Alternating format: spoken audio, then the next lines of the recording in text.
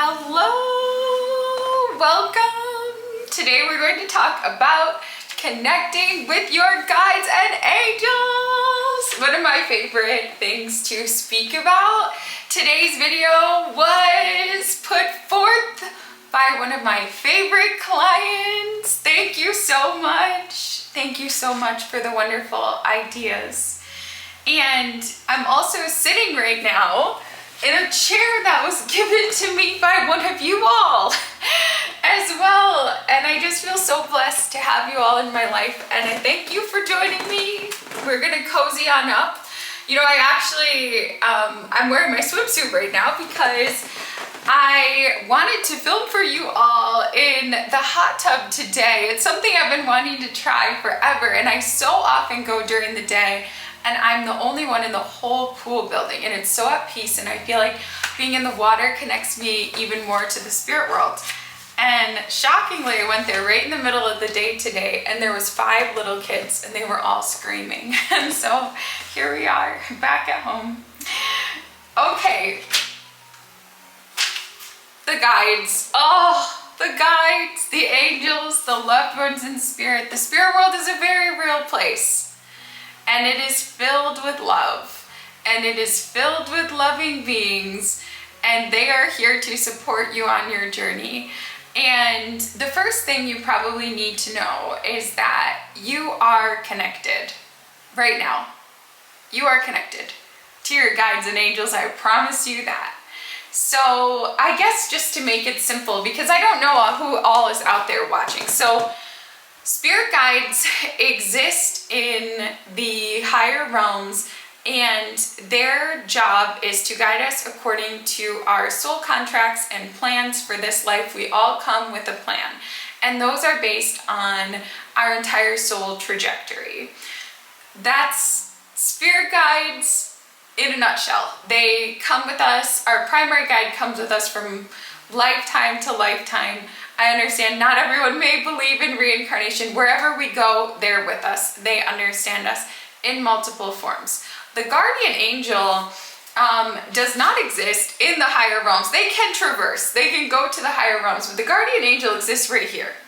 So your guardian angel is in the physical world, and they do not interfere with nor create your soul's plan for this life. What they can help with are free will sorts of things. And a lot of that has to do with like how we feel. So they can't stop our lessons, nor can they intervene to prevent wonderful opportunities on our path. But they can help us to have happiness and peace as we traverse our destiny. And it matters of free will. So there's matters of destiny in life, and there's matters of free will, and we each have a different amount of each. So some people have a lot of free will. The angels can help to coordinate free will things. So like maybe we have an afternoon and it's open, and we're going to spend time with a friend or family member. We can call upon our angel and say, "Dear angel, please guide me to the family member who will be the very best for me, and with whom I can share the greatest amount of love and the greatest amount of happiness here today." So the angels are here in the physical oh my God. The angels are here in the physical world, and they're here to help and to serve as we need.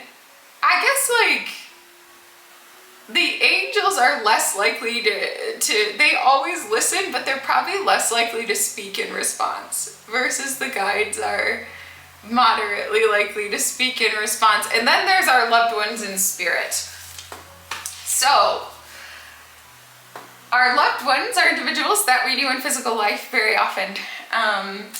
The personality and spirit and the very beingness of who we are survives physical death. The only thing that dies is the body. So yeah, the full beingness like of that loved one goes to the other side. And it depends how chatty they are.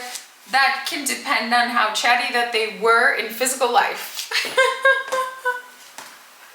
So like if they were like super duper like introverted in physical life, they may be that way on the other side too. It depends.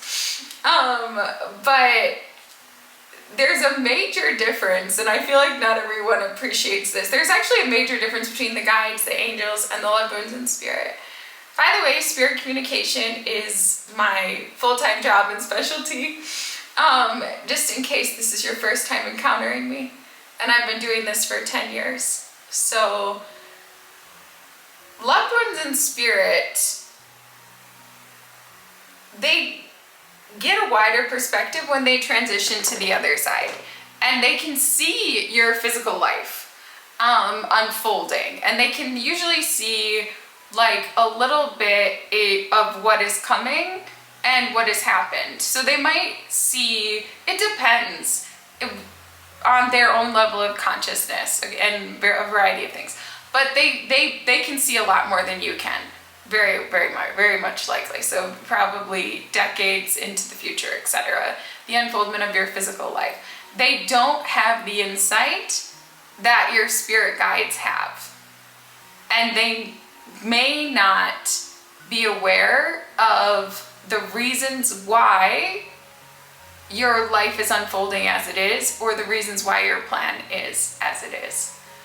And the reason I say that is because if we're talking about connecting with the guides and the angels, and it is important to know who you're calling upon and why. Because if you call upon like your loved one, I mean, you should, right? Like, you know, maybe it's grandma or something like that, and you say, Grandma, what should I do? Grandma is likely to have insight and perspective beyond what she had in physical life, and that is good.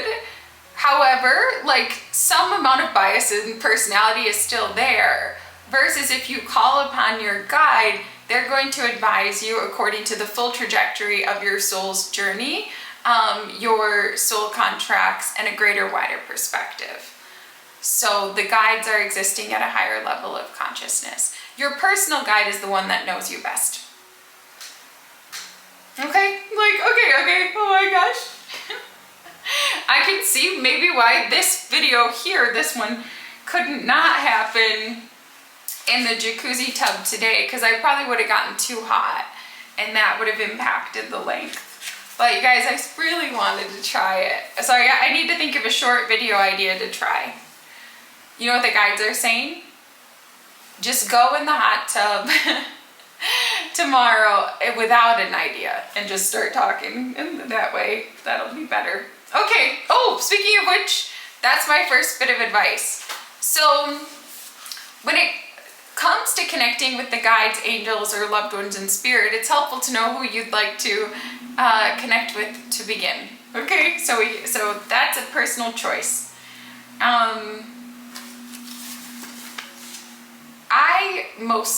That's really interesting to think about. I mostly talk to the guides. When it comes to my work, it's the guides. It's usually the spirit guides.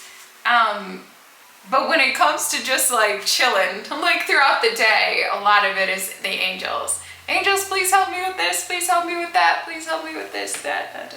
So the first step is just start talking. And I get that that might sound weird. So there's two ways to do this. You can just talk, like blah, blah, blah, blah, like, spirit guides, I love you. Not all communications have to be seeking help, you know?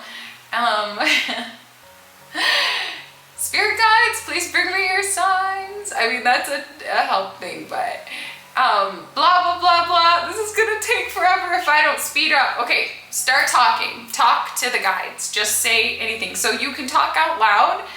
I'm gonna be real with you. Like, your spirit guides are watching over you. They know everything. They are aware of everything, every moment. So they are aware of every single thought you have, every single feeling you have, every single thing that is going on with you. So, but they're sort of like observers, and they're there to enact the plan. But reason I'm saying this is because if you've just been living like mindlessly, that's not necessarily a bad thing, but you've just been going about your life, and then suddenly you're like, spirit guides, like, I promise you, they're gonna notice. okay? Like, because that is like, they're there, they're listening, they care. And I think that's why, like, one of the things that I love the most, like, about the guides is just they just care, like, so much about us. Do you get what I mean? And that's beautiful. And I love that. And I aspire to be like that. And often when I'm working with clients, I feel that way. Because, like, once you really know the journey of a being, like, once you see it, it's impossible not to love that being, that person. And it's impossible not to stand in awe of the sacredness of the journey. So, because, like, each individual's life journey is a hero's journey, you know, in a very real sense, if you know it. But we don't. We don't know it most of the time. But the guides do. I digress. Oh my gosh. Okay, so start talking. So you can talk out loud to the guides, or you can talk in your mind. So I told you guys before, like, they can hear our thoughts. And when it comes to communication with the spirit world, it can be entirely telepathic, and most of it is. But it doesn't have to be, right? Like, so, like, if you write to the spirit world, they can still read it. Do you get what I mean? The key is intention, intending where it's going. And that's why it's pretty key. Like, are you directing this to loved ones in spirit, your guardian angel, or your guides? Just like, I think if you're going to send a letter in the mail or an email, you got to know where it's going. Okay? There are situations in life where you can just call in all manner of divine support. Like, maybe you're going to get a surgery or something like that. It's like, I would like to call in the guides, the angels, loved ones in spirit, anyone who can help and heal me and uplift the vibration of the operating room or whatever, right? Like, so there's moments where, oh no, like, I'm going to have to, you know what, 12 minutes. Okay, we're going to keep going. We're going to keep going. So this is funny because, like, the guides are always giving me advice about what's gonna work. I have, like, a space issue on my computer right now, and they're like, Maya, if you want to really fully portray all the messages that are coming through, you're going to need to push the stop button on the camera, and this is going to need to be a 2-part video. And I recognize and honor that. Every time I resist what the guides are saying, I face challenges, like, and setbacks, because they have insight. So we're gonna do that. It's gonna be like, I usually feel them here, like the guides, and then, like, the guardian angel I usually feel here or here, like somewhere around there. That sounds wild, but so this is gonna be a 2-part video. It's gonna be great. Oh my gosh. Okay, all right, so I'm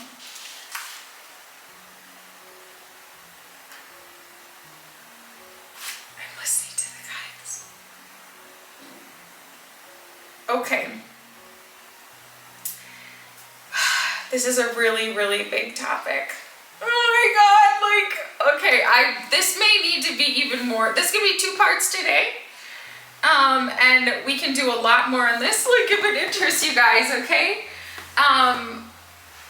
They want me to tell you that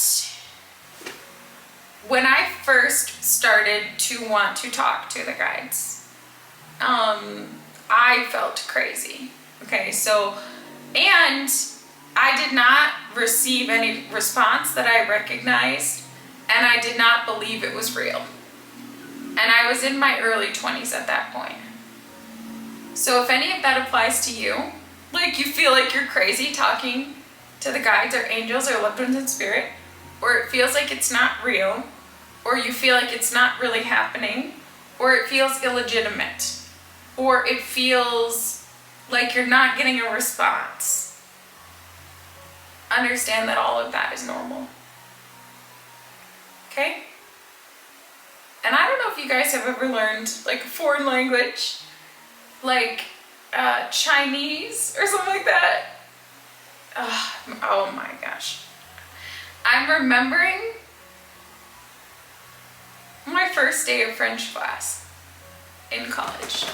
When you start speaking a new language, it's pretty common to feel all those things. And it feels like pretty bizarre. And so communication with the spirit world is a frequency-based communication, and we attune to the frequency over time. So the more you desire to be connected to the spirit world and the more consistently you do it, the more normal and natural it'll feel. Just like any language. Like if you raise a baby, right? Like at first they're like they just make noise and it makes no sense. And it's not really a clear communication.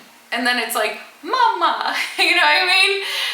Dad, and that's really, those are not actually real full words either, but then eventually they speak fully.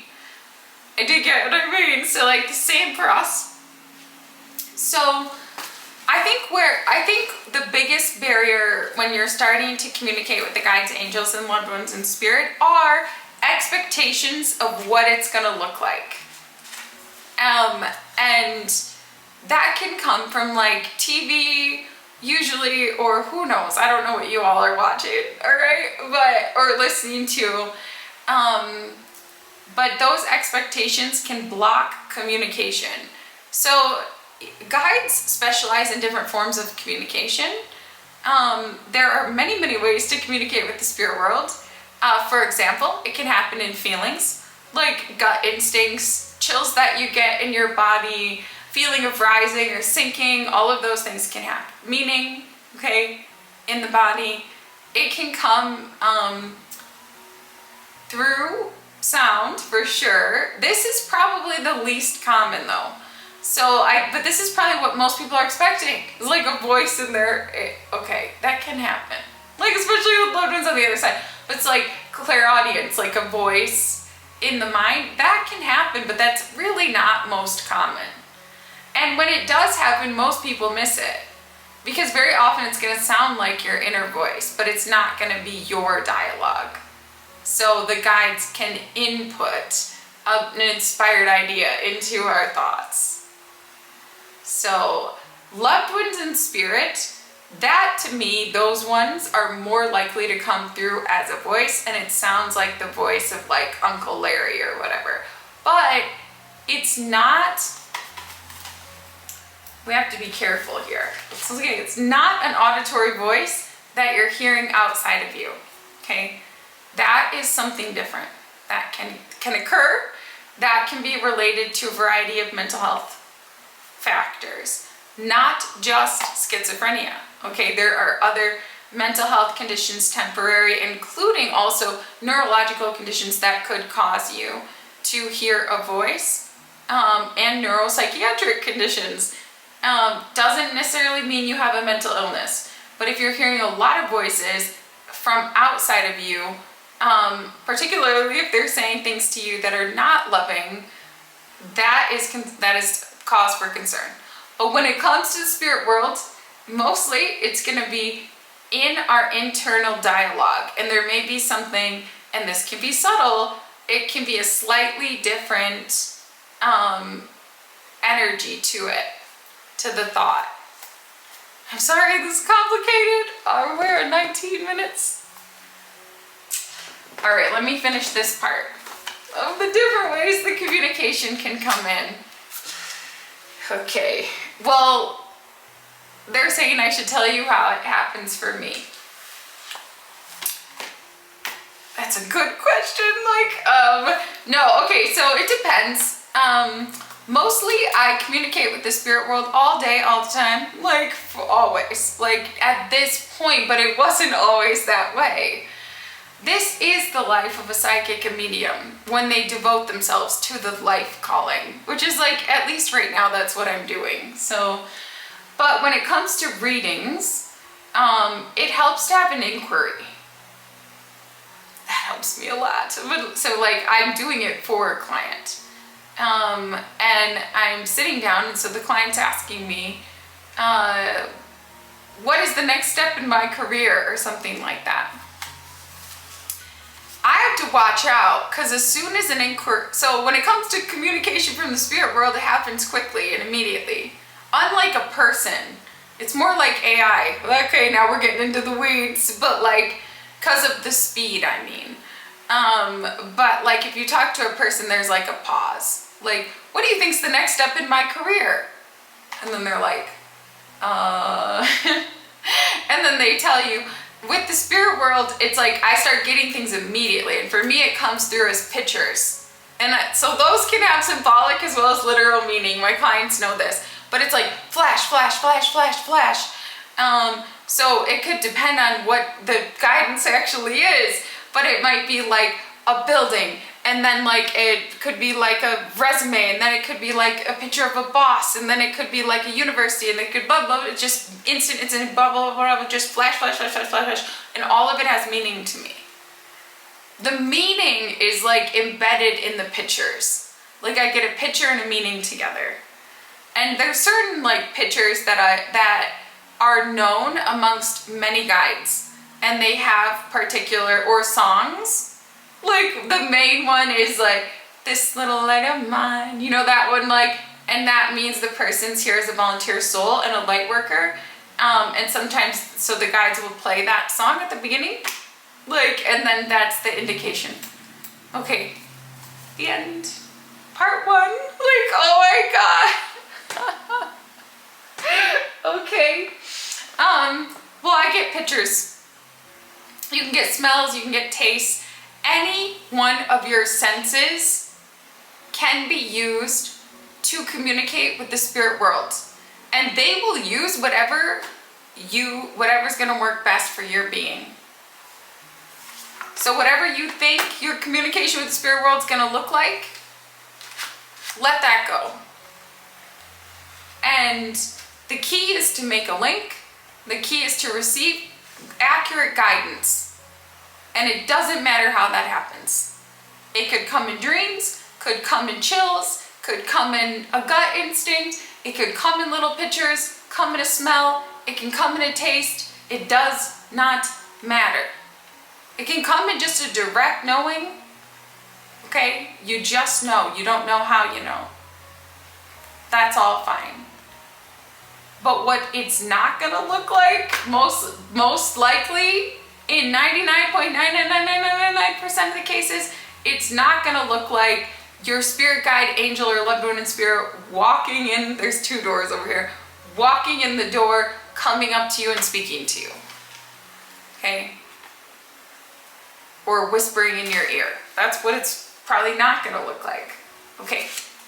And here is the end of part 1. Okay.